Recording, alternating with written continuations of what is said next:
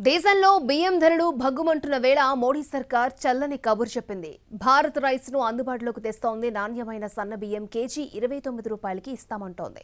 ఇవాల్టి నుంచే భారత్ రైస్ విక్రయాలు ప్రారంభం కానున్నాయి. ఇటీవల కాలంలో బియ్యం ధరలు భారీగా పెరిగాయి.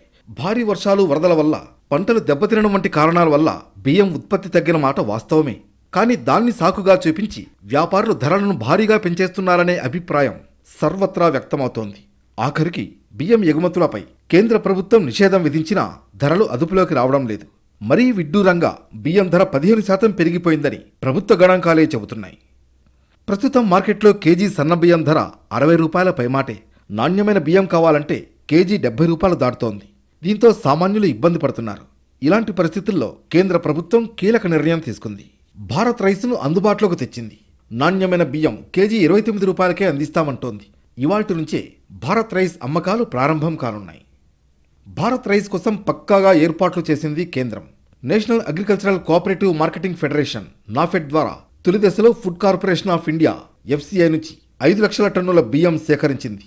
ఢిల్లీ కర్తవ్య పథ్లో కేంద్ర ఆహార మంత్రి పీయూష్ గోయల్ భారత్ రైస్ అమ్మకాలు ప్రారంభించనున్నారు. 5-10 కేజీల సంచుల ద్వారా భారత్ రైస్ అందుబాటులో ఉంటుంది.